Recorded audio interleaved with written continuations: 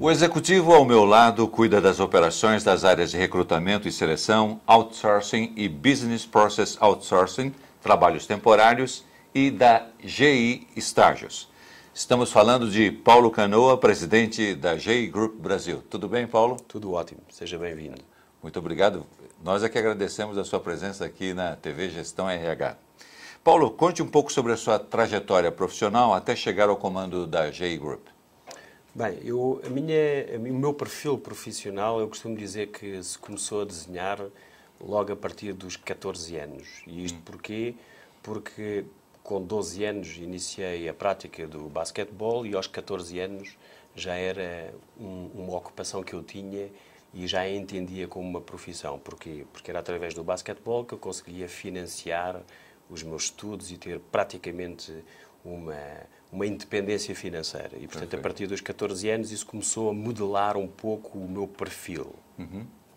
Fui praticando basquetebol até praticamente me graduar e o basquetebol de alta competição, assim como qualquer esporte profissional, eu costumo dizer que me deu características de liderança que me foram muito úteis para a minha atual função e para as funções diretivas que tive. Porquê? Porque um esportista profissional tem que ter foco nos resultados, forte capacidade de resistência ao stress, objetivos muito concretos, espírito de equipa, capacidade de liderança, uma forte reação aos insucessos e diria que o início do meu desempenho profissional começou nessa fase. Em determinada altura da minha vida, entre os 22 anos e os 27, 28 anos, eu já tinha que gerir essa atividade profissional de desportista com também atividades diretivas em algumas empresas, o que me ajudou também a conseguir gerir muito bem o meu tempo e de forma muito eficaz. Aos 27 anos já era diretor de uma empresa multinacional líder mundial na área dos recursos humanos e, de facto, tornou-se um pouco incompatível ser esportista profissional e, ao mesmo tempo, ter estas responsabilidades tão elevadas. Era praticamente o único da equipa esportista de basquetebol que só conseguia fazer um treinamento por dia, porque todos os outros faziam 2, e, de facto, tive que optar. Optei pela carreira corporativa e, em 1997, iniciei nessa multinacional de recursos humanos, onde comecei como CFO, aos 27 anos, e fui fazendo o meu percurso nessa empresa, até chegar a presidente da empresa em Portugal em 2005, cargo que desempenhei como presidente até 2010. Em 2010, a empresa obteve grandes reconhecimentos, quer nacionais, quer internacionais. O melhor deles foi, ganhámos o prémio da melhor empresa de serviços em Portugal e, de facto, comecei a querer algo mais. Perfeito. E, nessa altura, o desafio internacional que surgiu foi este grande país, que foi o Brasil.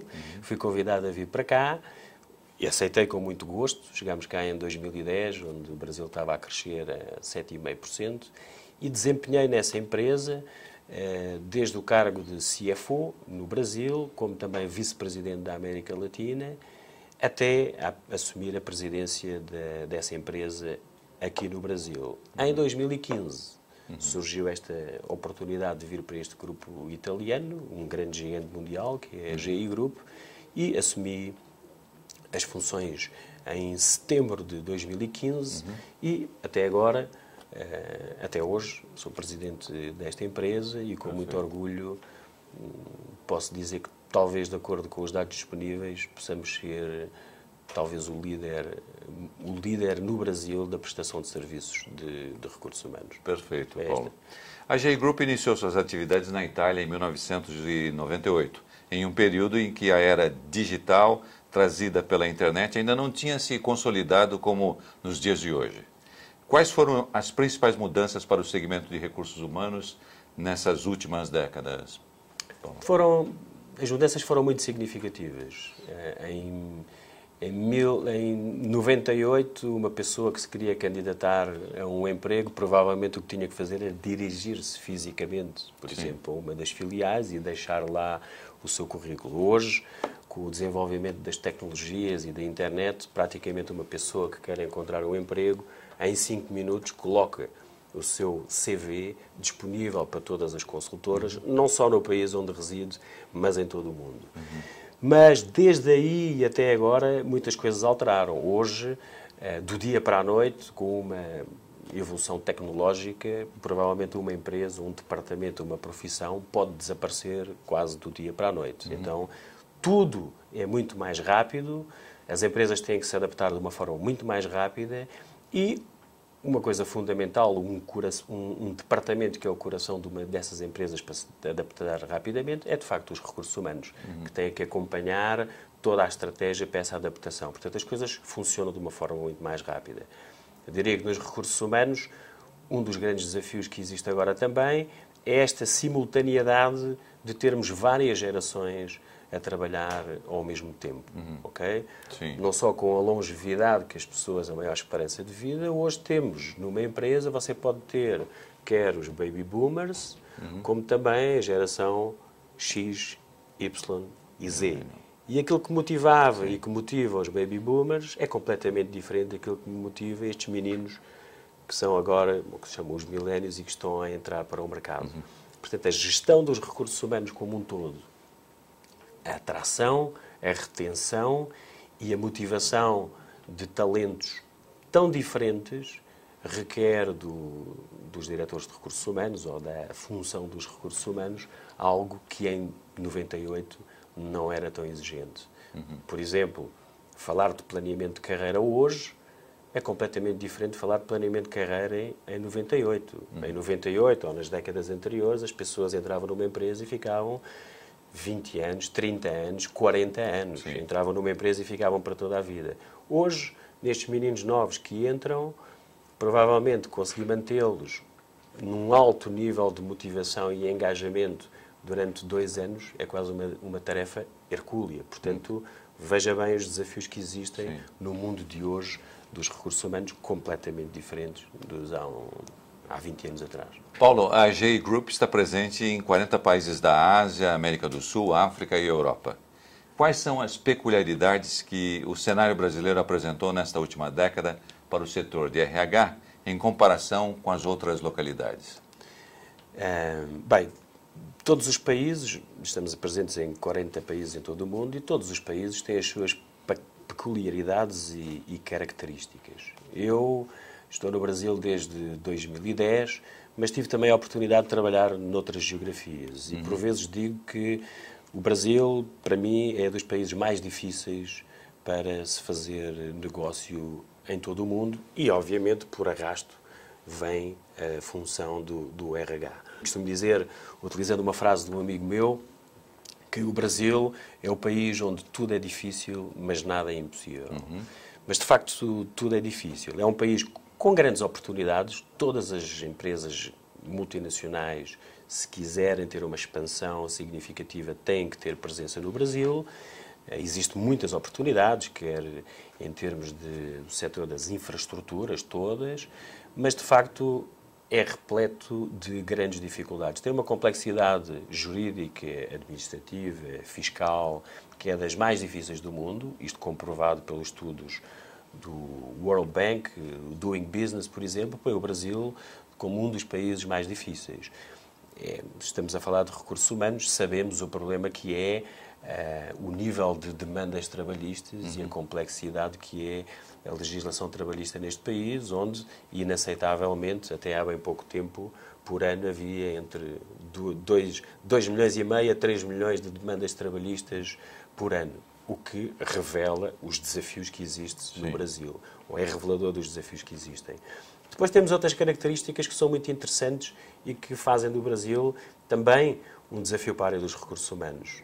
Por exemplo, os dados oficiais do CAGED, salvo erro, de 2015, relativamente recente, davam que o Brasil tinha um turnover, ou uma rotatividade média de todas as empresas, de 74%. Portanto, veja a dificuldade que é gerir empresas que, em média, portanto, nada tem a ver um pouco só com a liderança que as empresas têm, é algo estrutural do próprio país, onde as empresas, em média, portanto, se é em média 74%, há umas que têm mais que 100%, portanto, rodam toda a gente durante um ano, e outras têm menos, mas em média uma rotatividade e um turnover de 74%, o que torna de facto o país difícil de gerir, e essas são as particularidades. Depois temos, é um país, enfim, aqui assim da América Latina, que quando tem crescimentos fortíssimos, mas também quando tem recessões, como foram os últimos, há 3 anos ou há 10 anos atrás, onde as recessões são muito significativas e que causa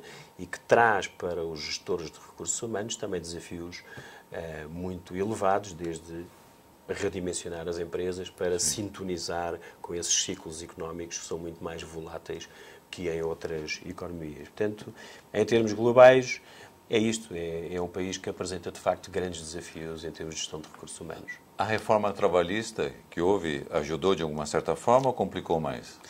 Ajudou. Acho que a reforma trabalhista foi um passo à frente que era necessário efetuar, nomeadamente nas questões, como eu diria, das demandas trabalhistas, onde antes todo e qualquer trabalhador não perdia nada em tentar, por exemplo, colocar uma demanda trabalhista.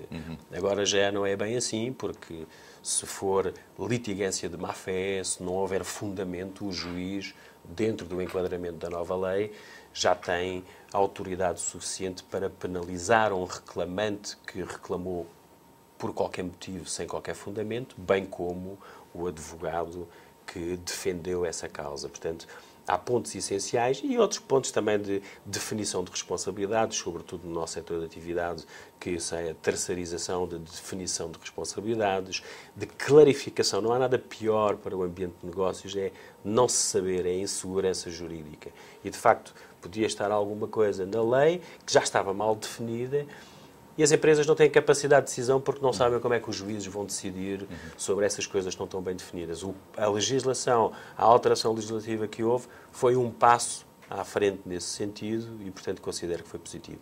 E você acha que o próximo governo pode melhorar muito mais ainda essa questão trabalhista? Eu acho que sim, acho que ainda há pontos por melhorar. Um dos pontos essenciais na legislação trabalhista que teve a alteração significativa é aquilo que é a lei do trabalho temporário. Na lei do trabalho temporário foram dados também passos à frente, aumentou-se o tempo em máximo que se pode contratar uma pessoa em termos de trabalho temporário. Acredito que ainda possa ser mais. Há a legislação da Europa que permite que um trabalhador temporário esteja durante mais tempo, porque pode haver necessidades que são mais duradouras. Mas, no que diz respeito à legislação de trabalho temporário, também acho que o acesso a essa atividade ainda é muito liberado. Noutras legislações da Europa, há mais restrições no que diz respeito às empresas para praticarem o trabalho temporário. Portanto, em termos globais, estamos no bom caminho, haja força e coragem política para continuar a adaptar as legislações trabalhistas àquelas que se verificam nas economias mais avançadas do mundo. Paulo, quais foram as principais inovações trazidas pela GE Group ao cenário brasileiro de gestão de pessoas? E como elas resultaram na consolidação do grupo no mercado nacional? Bem, a GE Group está celebrando este ano, 2018, 10 anos de presença no Brasil. E eu acho que aquilo que tem feito o nosso sucesso, sobretudo nos últimos 3 anos, é de facto uma sintonização dos nossos serviços e que permite ultrapassar as dificuldades que eu referi ainda há pouco na entrevista. Esta complexidade administrativa, esta complexidade legislativa, estes desafios que existem na questão das demandas trabalhistas, fez com que nós conseguíssemos desenvolver um modelo que, de facto, protegesse os interesses dos trabalhadores, mas também protegesse muito bem os interesses das empresas que querem utilizar boas ferramentas como o trabalho temporário e a terceirização, por exemplo, para gerir melhor e mais eficientemente a sua atividade. Então eu diria que principais inovações, eu acho que o modelo de governo com que nós, o governance model com que nós prestamos o serviço, é aquele que permite que as empresas utilizem essas atividades, reduzindo os seus custos, adaptando a sua força de trabalho às volatilidades que existem da economia ou da própria atividade, ou à sazonalidade, mas nunca, em caso algum,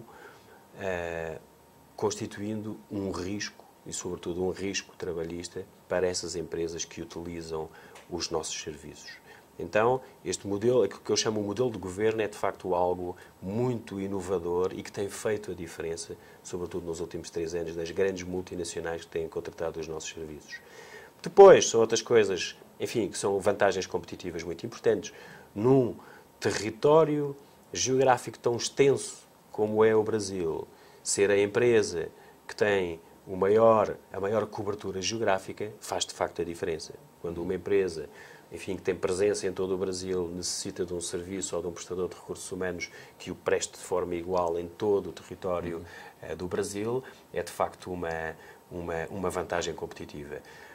Associado a isso, nós temos também uma componente tecnológica nos nossos serviços e que ajuda os diretores de recursos humanos, ou os diretores financeiros, ou os presidentes das empresas a tomarem decisões na melhor gestão dos terceiros que nós colocamos à disposição dessas empresas, na melhor gestão do número de trabalhadores temporários, do número de terceirizados que a empresa tem e que, no Brasil, se uma empresa não consegue controlar quase diariamente aquilo que vai saindo da sua nota fiscal para estes serviços, então não consegue controlar muito bem a sua rentabilidade. E numa altura em que, num momento de crise em que é exigido cost saving, é muito importante ter um parceiro de recursos humanos conseguindo dar não só um bom serviço de recursos humanos, mas também informações para gestão muito fortes e muito boas.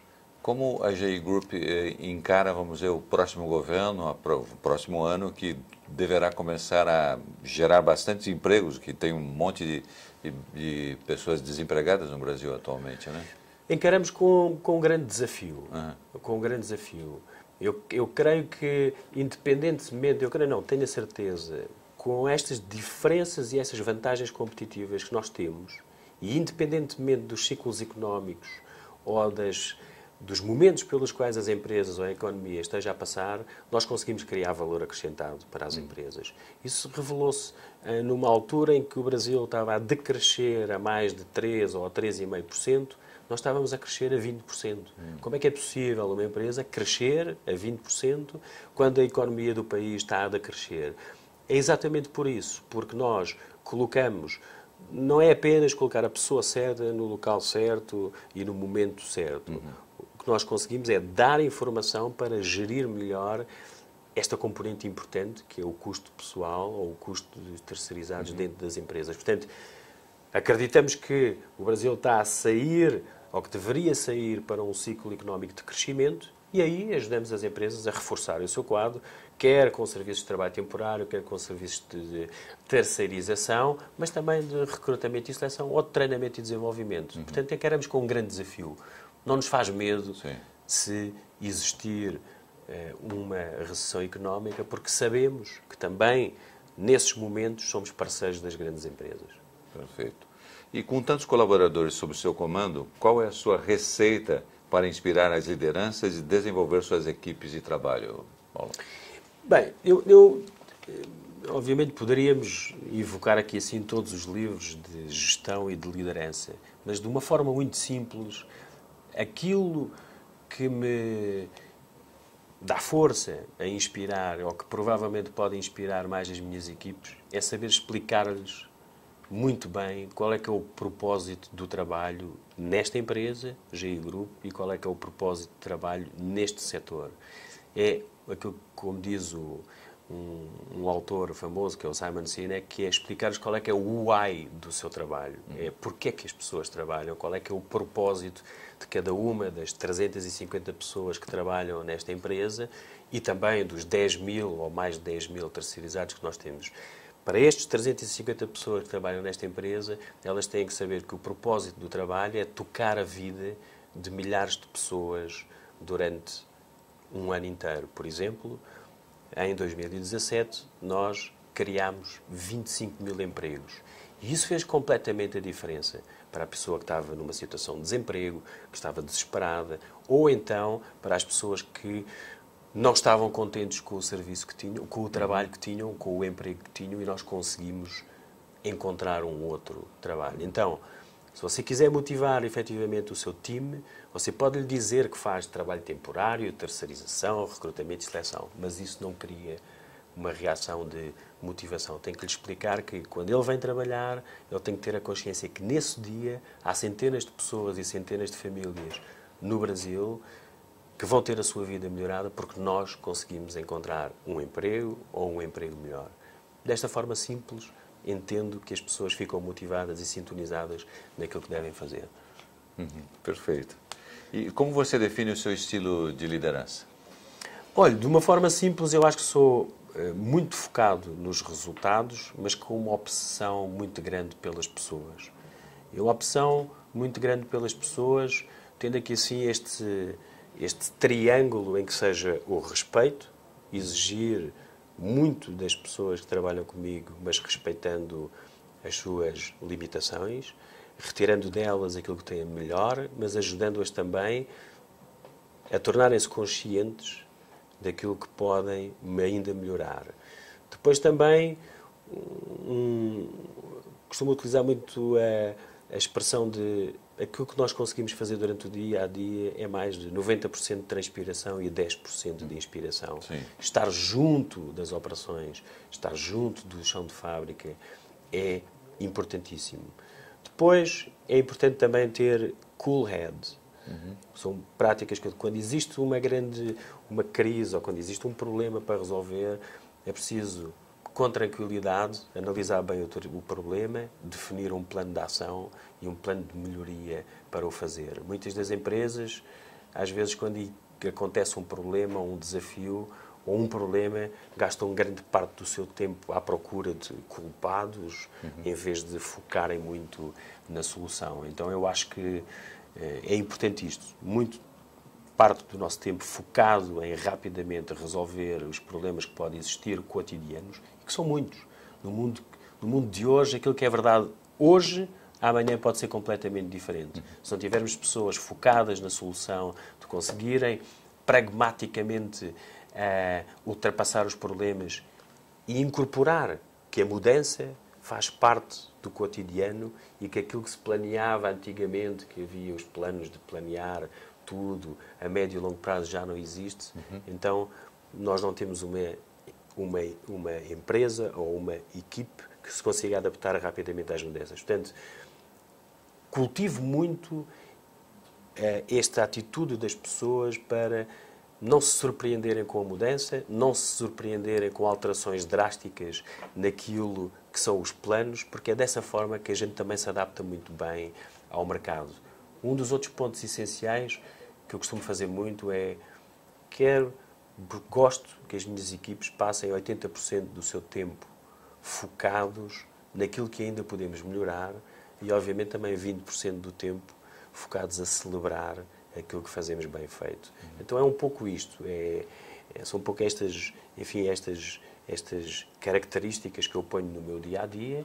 E há uma outra que é muito importante, que é ter uma obsessão muito grande por estar junto dos clientes e também junto dos candidatos. Eu diria que os candidatos também são nossos clientes, não é?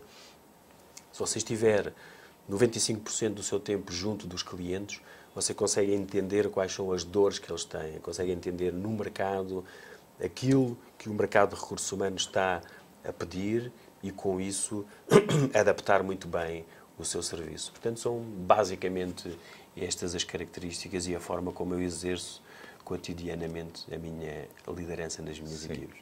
E como você vê, vamos para o futuro, já que você falou da questão de encarar as mudanças com muita tranquilidade, né? Quais são, além dessa característica dos profissionais do futuro, quais mais outras você destacaria? Olha, sabe, aqui há uma década e meia atrás, ou há 2 décadas, começou-se a falar muito de uma característica que era a resiliência. A resiliência é a capacidade de uma pessoa, perante as dificuldades, não deixar que a sua motivação decresça. Eu acho que uma das melhores características que pode existir agora é aquilo que eu chamo que é um passo acima da resiliência, que é a antifragilidade. Isto é um termo utilizado pelo Nassim Taleb, que é também um autor, e o antifrágil é aquele que, perante as dificuldades, em vez de ficar com o mesmo nível de motivação, não, ainda se fica mais forte. Então, as pessoas que gostam de encarar as dificuldades que não têm receio de que aquilo que era verdade ontem hoje já é completamente diferente e têm uns dados totalmente diferentes, são as pessoas que melhor sobrevivem no mundo empresarial de hoje e no mundo dos negócios, onde o que é verdade ontem, hoje já não é verdade. Portanto, essas características são muito boas. Depois há outras também importantes. A aprendizagem. A pessoa tem que estar totalmente disponível para aprender ao longo da vida. Como eu dizia ainda há pouco, existem inovações tecnológicas que fazem com que uma profissão desapareça de um dia para o outro. Você tem os exemplos do Uber, que ameaçou, obviamente, muito os motoristas. Se as pessoas não estiverem numa situação de permanente receptividade às mudanças e de permanente aprendizagem das novas tecnologias, daquilo que possa aparecer, então provavelmente a única solução é lamentar-se ou viver no desemprego. Então isso são algumas das características importantes: saber trabalhar em equipe, relacionamento interpessoal são questões também muitíssimo importantes, e ter a percepção de que as coisas acontecem não é por acaso, não é por capricho, mas também por trabalho. Tem que ter aquilo que eu chamo de working hands. Então são um pouco estas características que eu acho que devem de existir nos profissionais de hoje. Perfeito. Você acredita que as organizações passaram a valorizar mais o setor de RH nas últimas 2 décadas? Sim, passaram a valorizar muito mais e estão muito dependentes deles, pelas várias razões que eu também já disse ainda há pouco. Antigamente, provavelmente, olhava-se para o Departamento de Recursos Humanos como um departamento meramente administrativo. Agora não. Os desafios de ir buscar estas novas gerações ao mercado, de atraí-los, inspirá-los, fazê-los crescer dentro da organização, treinar todas as gerações que existem agora em simultâneo no setor de atividade, é fundamental. E se não tivermos um departamento de recursos humanos que se aperceba disso, que consiga, juntamente com as suas diretorias, transmitir às pessoas todas aquilo que é o propósito da sua organização, aquilo que deverá inspirar as pessoas, se tivermos um departamento de recursos humanos que não saiba quais são os diferenciais que existem na sua empresa e porque é que as pessoas ou estas gerações devem vir trabalhar para esta empresa e não para outra empresa, então não será bem sucedido. Não terá o capital humano suficiente para se adaptar a estas mudanças tão drásticas. Então, o Departamento de Recursos Humanos, a função de recursos humanos dentro das empresas, é muito crucial hoje em dia, talvez como nunca tenha sido antes. E Paulo, qual é a sua expectativa para o futuro deste segmento? É um segmento, assim como as características das pessoas, é um segmento que tem que estar permanentemente preparado para todas as alterações. As alterações podem ser muito radicais e nos recursos humanos também. Uma das coisas que eu às vezes costumo referir, e foi dita por um secretário de Estado da Educação dos Estados Unidos, é que ele dizia que das 10 profissões mais procuradas nos Estados Unidos hoje, 6 delas nem existiam há 4 anos atrás. Então isto revela o desafio que no mundo de hoje nós estamos preparados. Pode haver necessidades nas empresas daqui a 2 anos de profissionais que ainda não existem no mercado. O Departamento de Recursos Humanos tem que estar preparado para, com criatividade, ir encontrar ou desenvolver essas competências dentro das empresas, porque há solicitações neste mundo tão volátil que não existia antes. E depois todos os desafios de planeamento de carreiras num momento ou numa atualidade onde as pessoas ficam poucos anos nas empresas, que é um grande desafio. Esta simultaneidade das gerações dentro das empresas também é um grande desafio. Fazer estas gerações comunicarem e trabalharem em conjunto para um bem comum, um objetivo comum nas empresas, é um grande desafio. Esta questão de o treinamento tem que ser uma coisa para a vida, não é apenas uma responsabilidade do próprio indivíduo, é também das empresas que têm que estar muito atentas a todas essas coisas. Os desafios da diversidade.